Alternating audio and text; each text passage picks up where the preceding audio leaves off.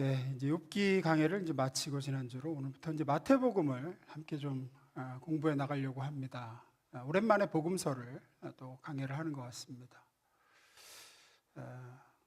성경을 좀 읽어보자 시작해서 구약은 어려우니까 신약부터 읽어보자 할 때 시작부터 어려움을 주는데 이제 마태복음 1장이죠. 1장. 이 족보가 참 왜 여기 이렇게 기록되어 있을까? 오늘 이 예수님을 소개하는 좀 족보를, 원래 전체가 다 본문인데 너무 길어서 1, 2절하고 끝절만 좀 읽었어요. 이 족보를 좀 살펴보면서 은혜를 좀 나눠보려고 그럽니다. 두 가지를 좀 생각해 보려고 그래요. 첫 번째 읽어봅니다. 시작.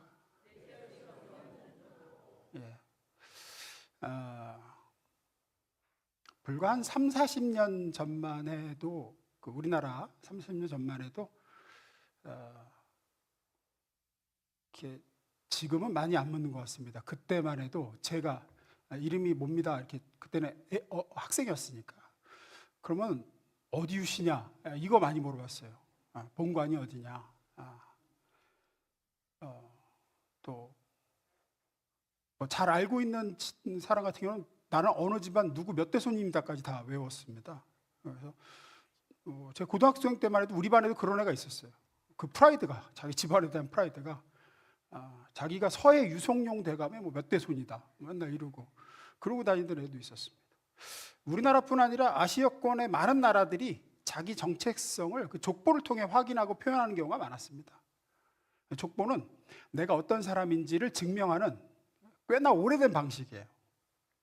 특히 강한 이런 공동체 문화를 가진 거의 모든 문화권에서는 내가 누구인지를 설명해야 다른 사람들에게 받아들여지고 또 신뢰와 신임을 얻을 수 있는데 그것 중에 하나가 내 조상, 내 가문을 통한 자기소개였습니다.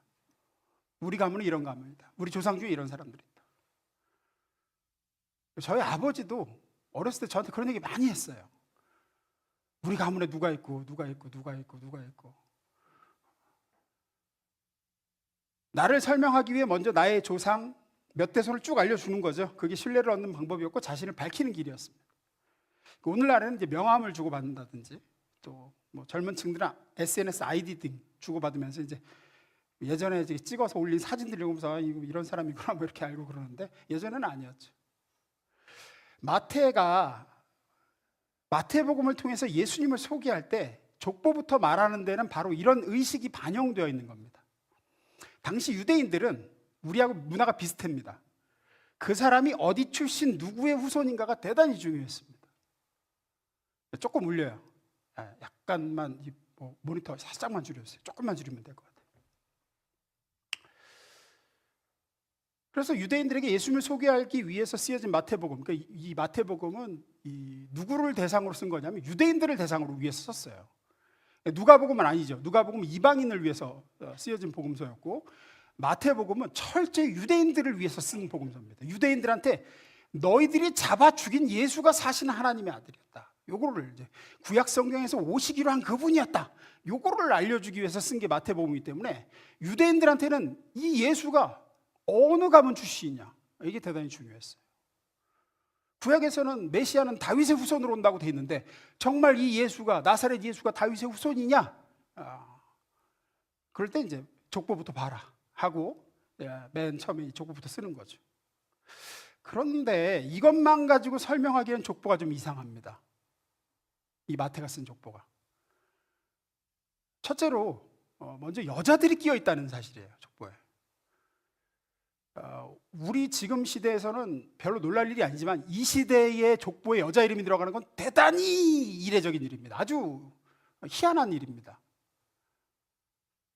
당시 문화나 그 유대인들의 사회적인 그 분위기, 여건 이런 거 볼 때 여자는 일단 법률상의 권리가 없어요.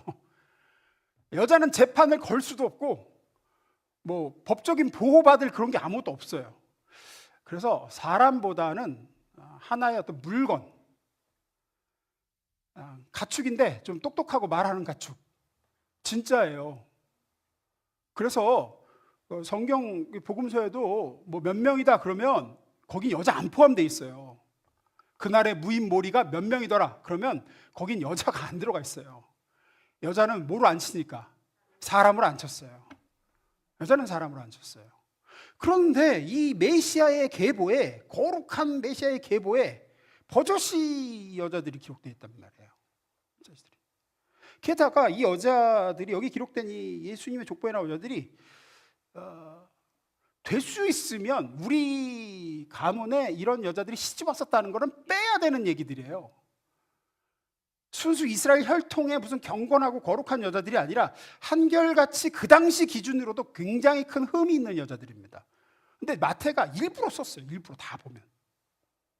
첫 번째 등장하는 여인이 있습니다. 다말이라는 여인이에요. 3절 봅니다. 읽습니다. 시작.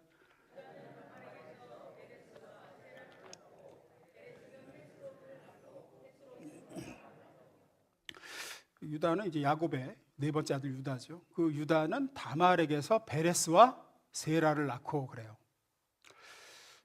아시는 분은 아시겠지만 여기서 유다는 다말의 남편이 아니라 그 시아버지죠. 시아버지. 시아버지 유다와 관계해서 아이를 낳았습니다. 둘을 낳았어요. 베레스와 세라. 쌍둥이를 낳았죠. 여기서 베레스와 세라는 시아버지와 며느리 사이에서 태어난 아들들이에요. 예수님 육신의 조상입니다. 두 번째, 라합이라는 여자가 나오죠. 5절입니다. 살몬은 라합에게서 보아스를 낳고, 이 라합은 이스라엘이 여리고성을 점령할 때 거기 살던 기생이라고 기록되어 있습니다.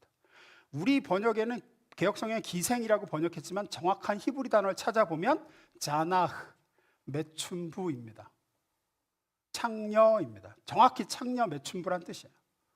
그러니까 여리고성의 매춘부 라합입니다. 그 여인에게서 보아스가 태어나죠. 보아스가 태어나요. 세 번째 여인 룻이 나옵니다. 5절 하반절입니다.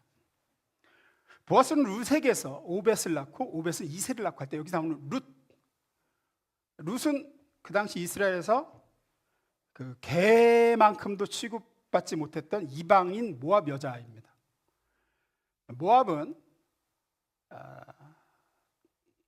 당시에 그 그모스라는 신을 숭배했는데 그 신에게 인신 제사를 드렸습니다. 모압에서는 자기 자식을 이제 죽여서 그 그모스에게 바치는 게 최고의 정성이요 신앙의 표시였던 민족이죠. 근데 그 민족에서 이제 히즈본 여자에게서 그것도 재혼이죠. 재혼해서 보아스와 결혼해서 오벳을 낳죠. 다윗 왕의 할아버지가 되는 오벳이 그렇게 태어납니다. 왜 하필 이런 여인들의 이름들을 예수님을 소개하는 족보에 넣었을까? 마태가 이 사실을 모르고 기록했을까요? 당연히 알고 일부러 넣은 겁니다. 일부러. 다른 여자들은 안 넣어요. 흠 없는 여자들이 있거든요. 안 넣어요. 이런 여자들만 일부러 이름을 폭폭 집어넣어, 꼭꼭 집어넣었어요. 꼭꼭 집어넣었어요. 오벳이 누구하고 결혼했는지 얘기 안 하잖아요. 이세가 누구하고 결혼해서 다윗 낳는지 부인 얘기 안 나와요. 근데 일부러 이런 여자들은 넣습니다. 여자들뿐 아니죠. 자기들이 제일 존경하고 어떻게 보면 자랑스러워하는 왕의 흠을 얘기하죠. 6절입니다. 읽습니다. 시작.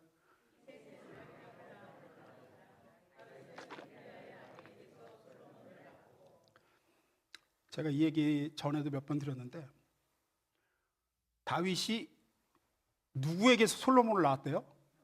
우리아의 아내라고 합니다. 바세바라고 얘기하지 않습니다. 이상하잖아요. 다윗과 다윗의 아내가 아들을 낳아야 되잖아요.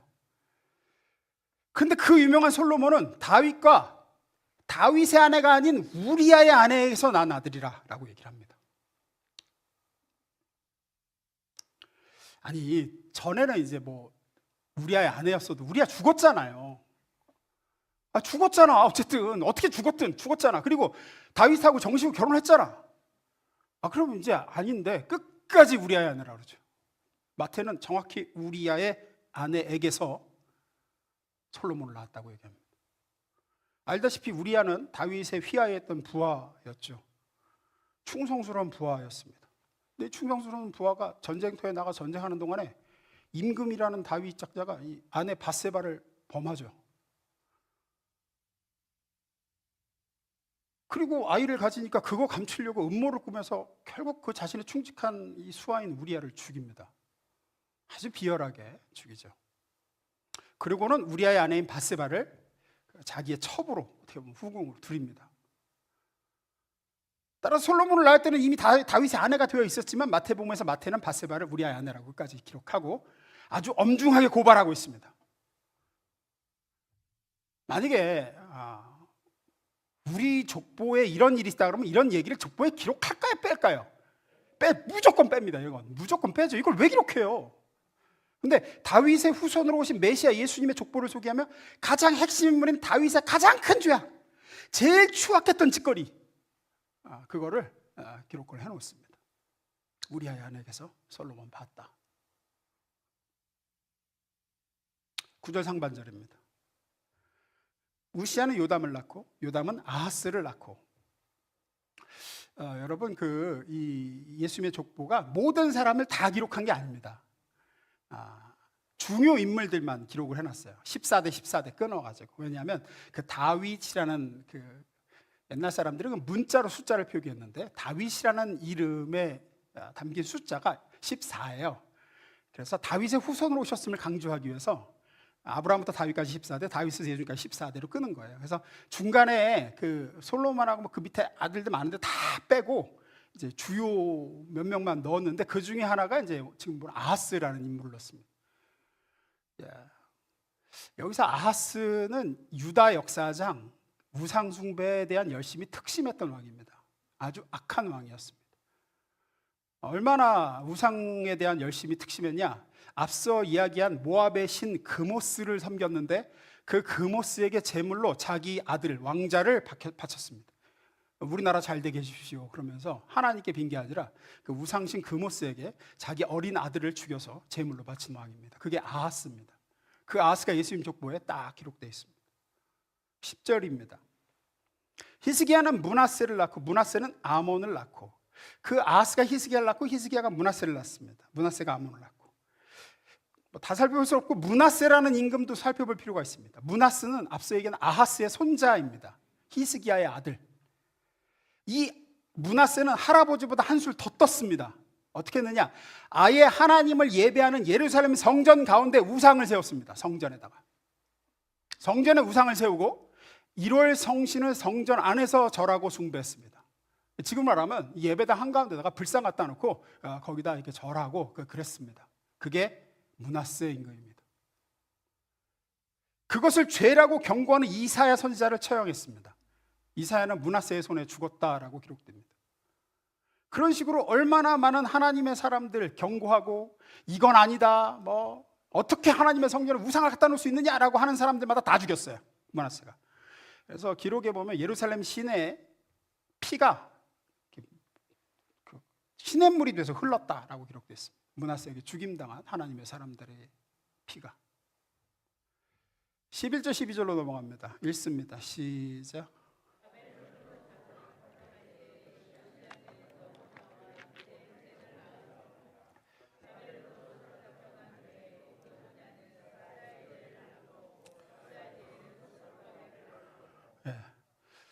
바벨론으로 끌려갔다는 건 나라가 망했다는 얘기입니다. 이 다윗 집안, 이 다윗 왕조가 풍비박산 났다는 얘기를 하고 있는 거예요. 원래 그 왕가의 족보는 자기 왕가의 패망을 기록하지 않습니다. 고대 이집트 역사 기록이 대표적인데, 이집트가 다른 나라하고 전쟁에서 진 적도 많거든요. 진 거는 아예 다 뺐어요. 다 싸워서 이긴 것만 기록했어요. 비긴 것도 이긴 거로 기록해놓고 진 건 뺐어요. 정도의 차이가 있어서 그렇지 대부분 나라들이 그렇습니다. 이긴 건 굉장히 과장해서 자세히 기록하고 진 거는 그냥 한 줄 졌다 이러고 마는데, 예수님의 족보에서는 나라가 망하고 집안이 망해서 바벨론으로 끌려간 일을 2번이나 기록합니다. 바벨론 사로잡혀간 후에. 그리고 나서 누가 누굴 낳고 계속 나오는데, 이때는 이미 다윗 가문이 망하고 그냥 누구 다윗의 가문이라고 말할 것도 없는 때예요. 그냥 몰락했어요. 정말 이상한 족보입니다. 왜 이런 것들을 이렇게 굳이 기록해 놨을까?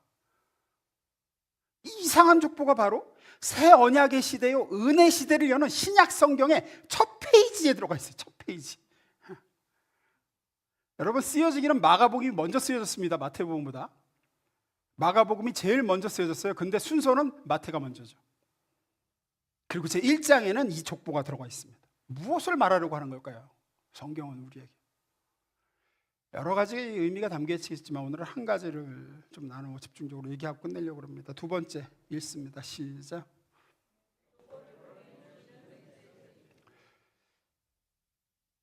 이 족보가 주는 메시지가 뭔가?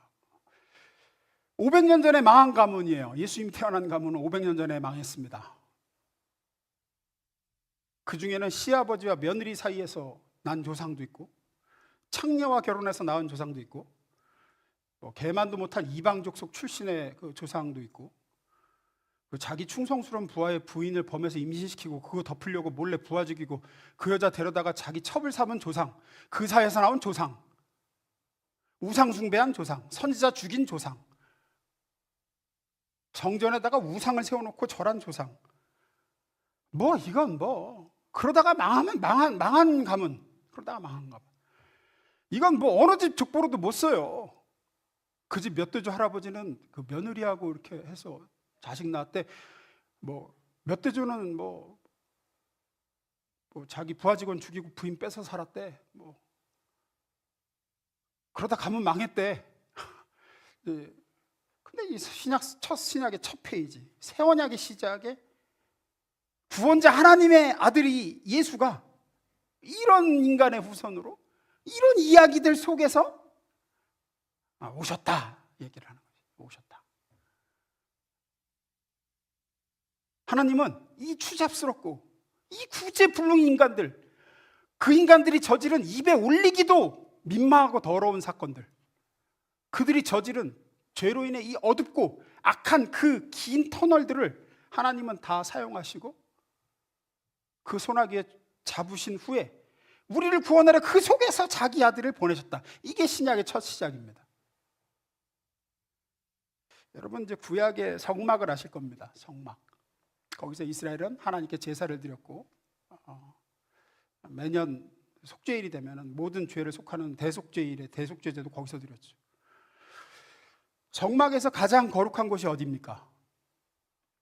지성소입니다. 성소는 거룩한 곳이라는 뜻이고 지성소는 가장 거룩한 곳이라는 뜻이죠. 성막 전체에서 뜰부터 시작해서 그 모든 곳에서 가장 거룩한 곳은 지성소입니다.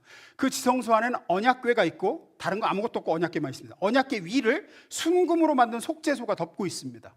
속죄소가 그 위에 올려져 있죠. 이제 거기에 어린 양의 피를 뿌려서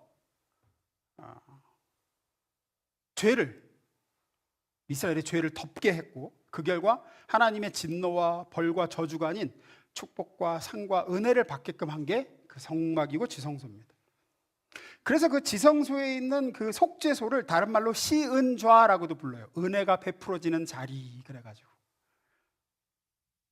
하지만 아이러니하게도 성막에서 이 지성소는 가장 어둡고 가장 악취나고 어찌 보면 가장 더러운 곳이었습니다. 일단 4겹으로 싸요. 지성소를. 첫째는 세마포로 싸고 염소털로 짠 천으로 또 한 번 싸고 그 위에 수량의 가죽으로 덮고 맨 위에 해달의 가죽으로 또 덮습니다. 4중으로 덮어요. 그래서 아무런 빛도 요만큼의 빛도 안 드는 완벽한 어둠입니다. 거기는. 성소에는 금초대가 있었어요. 그래서 성소는 금초대가 빛을 비치기 때문에 어둡지 않아요. 그러나 지성소는 그 어떤 빛도 없습니다. 완전한 암흑입니다. 근데 거기 가장 거룩한 곳이고 하나님의 임재가 있다고 얘기합니다. 그렇게 4중으로 완전히 밀폐된 곳이니 빛도 안 될 뿐더러 전혀 환기가 안 되는 곳이었다고 합니다. 공기가 안 통해요. 4중으로 덮었어요. 성소는 분향단이라도 있어서 향이 피워져서 항상 향이 가득한 곳인데 지성소는 그런 향도 없어요. 환기도 안 돼요. 그런데 매년 짐승의 피를 가지고 와서 이 지성소 안에 있는 속죄소 위와 앞에 7번 뿌려요. 피를. 매년. 그래서 이 지성소는 피비린내가 진동을 하고 환기가 안 되니 그 피가 떡이지고 떡이진 피가 썩고 부패해서 악취가 났을 것으로 여겨집니다. 깜깜하고 피는 떡져 있고 악취나는 곳이 지성소예요. 지극히 거룩한 곳이라고요. 그런데 거기에서 하나님의 용서와 은혜가 임했고 거기 하나님의 임재가 있었어요. 아이러니하죠. 저는 예수님의 족보가 그런 아이러니를 담고 있다고 생각해요. 마치 지성소에 임한 하나님의 용서, 그 피가 떡지고 냄새나고 그 컴컴한 곳에 임하는 하나님의 은혜, 이스라엘 용서하는 하나님의 은혜, 그 피로 그들의 죄를 덮는 은혜 처럼 온갖 죄로 더럽혀지고 타락한 욕망으로 냄새나고 피로 얼룩진 이 족보 속에 여러 막 온갖 추잡한 사건들이 얽혀있는 이 계보 속에서 하나님의 빛 되신 구원자, 그 아들이 태어나셨습니다.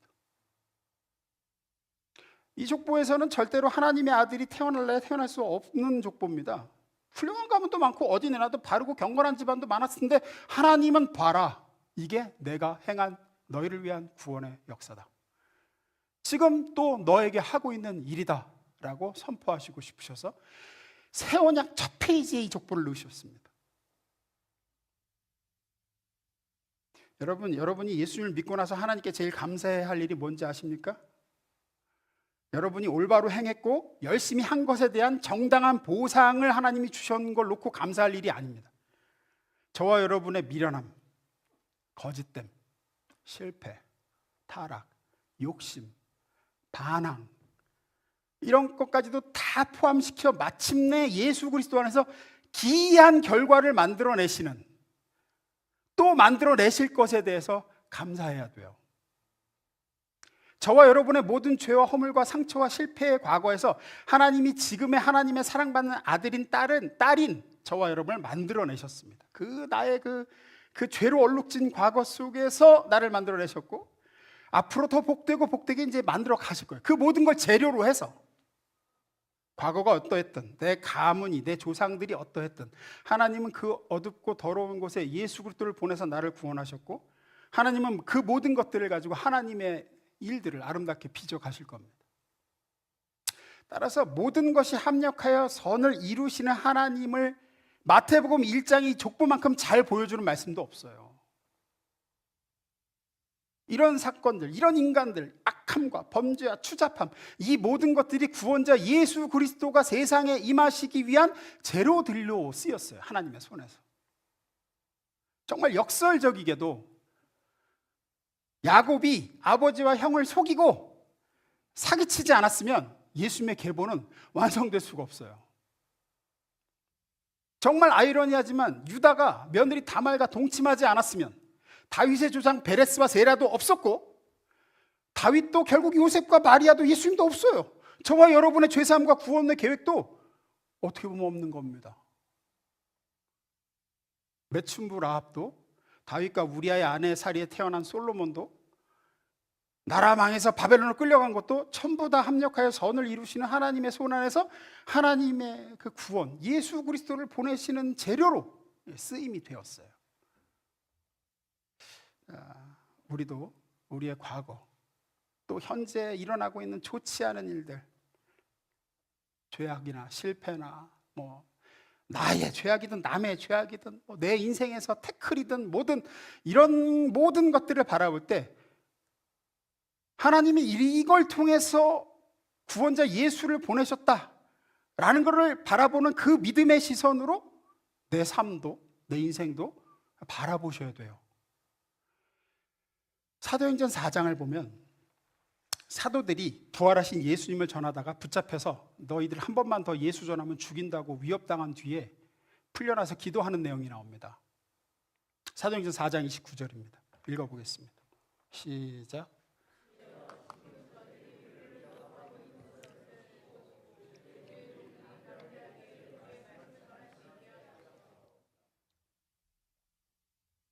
주여, 지금 저들이 우리를 위협하고 있는 것을 보시고, 예수 전하면 죽인다고 그럴 때니까 뭐라고 기도하는? 주의 종들이 담대하게 주의 말씀을 전할 수 있게 하소서. 그래요.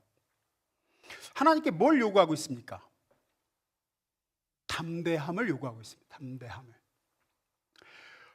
보호해 주소서. 저들의 위협으로부터 우리를 지켜 주시옵소서나 저놈들을 벌 주시고 저놈들을 하나님 쳐서 그냥 싹 죽게 해 주시고 복음이 막히지 않게 하소서, 이렇게 기도하지 않습니다. 사도들은 지금 당하고 있는 위협을 없애달라거나 위협을 면제해달라고 하지 않습니다. 왜 그렇습니까? 하나님이 저 악한 위협을 통해서도 일을 하고 계시고 이루시고자 하는 선이 있다는 걸 믿기 때문입니다. 이들은. 이거 저만 더운가? 안 더우세요? 덥죠? 나 더워.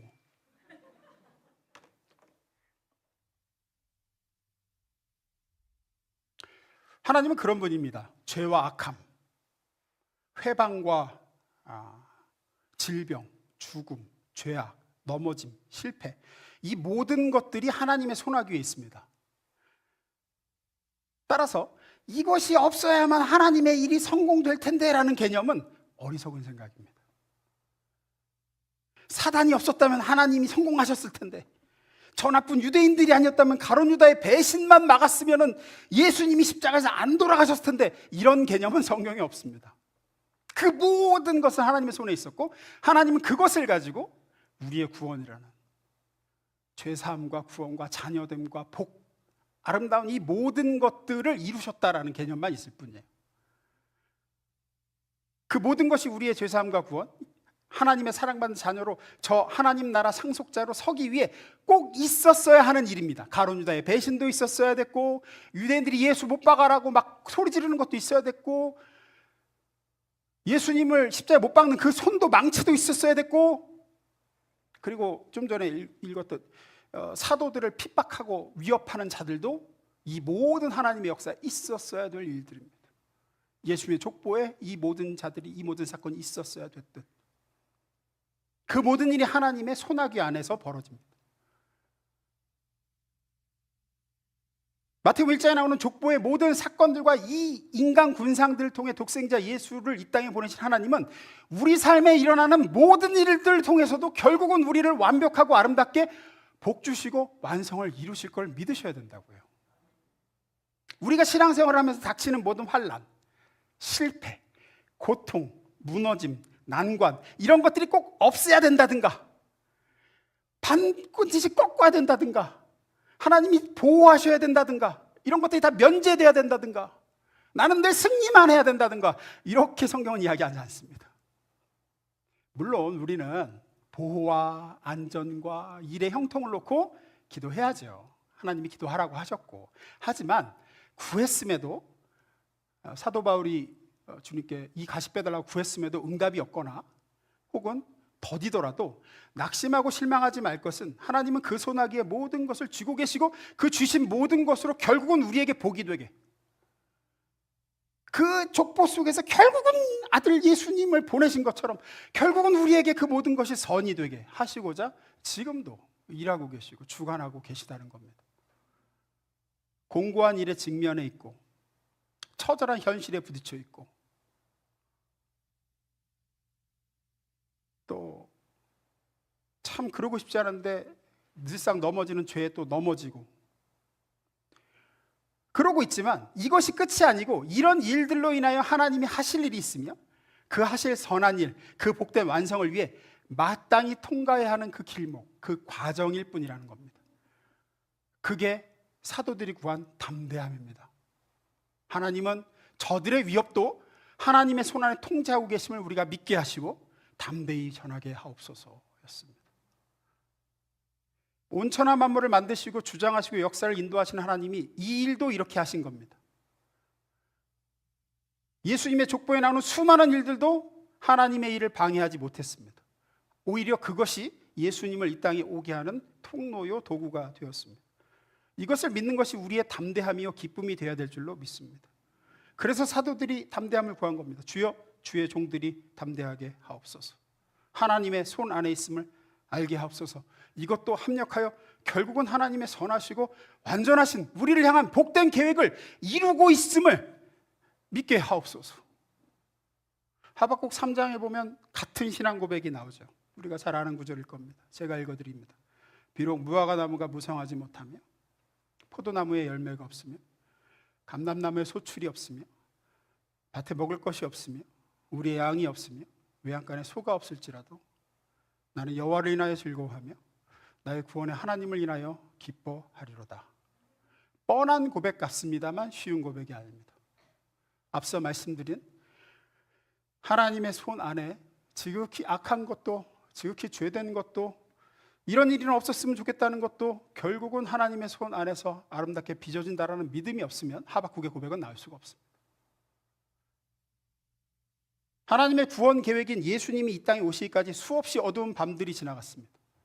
죄악이 넘친 때도 있었고 이해할 수 없는 타락과 범죄가 이스라엘 안에 가득했던 적도 있습니다. 그 모든 것을 다 꿰고 관통하여 결국은 하나님의 구원인 그리스도 예수가 이 땅에 오셨습니다.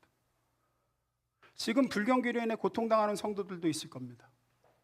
개인적인 건강의 문제, 자녀의 문제, 이런저런 아픔들, 내 삶에 벌어지는 이해할 수 없는 일들, 또 나 자신의 부족함, 나 자신에 대한 실망, 여러 가지 있을 겁니다. 그런 모든 것들에 대해서 하나님이 당황하실까요? 하나님이 근심하시나요? 아이고 큰일이다 진짜, 그리고 어떻게 하면 좋냐. 하나님이 이렇게 반응 안 하십니다. 하나님은 이 모든 것들을 사용하여 저와 여러분의 인생에서 이루시고자 하는 선을 이루어가고 계시고 주시려고 하는 최고의 복된 미래를 준비해가고 계십니다. 이 추악하고 부끄러운 인간 군상들과 죄된 인생을 통해 빛 되신 예수를 우리에게 보내사 우리를 구원하신 하나님께서 나와 내 가정과 내 운명과 내가 몸담고 있는 이 사회와 국가의 역사를 주장하고 계십니다. 그것으로 인해서 여러분 담대하시고 감사하셔야 됩니다. 신앙인으로 산다는 것은 예수를 믿고 내가 작정하고 진실한 길을 가려는 의지를 갖게 된 것을 뜻하는 게 아닙니다. 하나님의 뜻에 맞게 내가 더욱더 내가 열심을 내어 인생을 처절하게 살겠다, 이게 어떻게 보면 신앙적인 정수가 아니라고요. 신앙인으로 산다는 것은 내 인생을 세상과 내가 주관하는 것이 아니라 하나님이 주관하고 계신다라는 걸 알기 시작했다는 뜻입니다.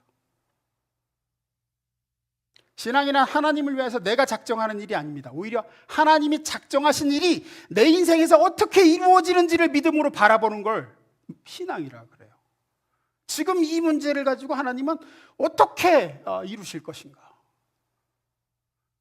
이 말도 안 되는 족보를 통해서 자기 아들을 보내신 하나님이 내 삶에 더 말도 안 되는 이 일들을 통해서 과연 어떻게 선을 이루시며 내게 복이 되게 하실 것인가? 그것을 우리 신앙이라고 합니다. 오늘 이 족보에서 보듯이 이 답없는 인간들, 이 추잡스러운 죄와 더러움이 가득한 사건들을 사용하사 하나님은 그의 구원을 어떻게 이루셨는지 우리로 하여금 보게 하십니다. 여기서 생기는 항복이 있고 여기서 생기는 든든함이 있기를 주의 이름으로 축원합니다. 예수님께 이렇게 질문한 사람들이 있었습니다. 우리가 어떻게 해야 하나님의 일을 하오리까? 묻는 사람들에게 예수님이 말씀하시죠. 믿는 것이 하나님의 일이다. 여러분의 지금의 삶을 바라보며 이 믿음으로 담대할 때 저와 여러분의 생애에 놀라운 기적을 하나님이 보게 하실 줄로 믿습니다. 결국은 감사와 찬송이 끊어지지 않는 그 결말을 우리에게 주실 줄로 믿습니다. 기도하겠습니다.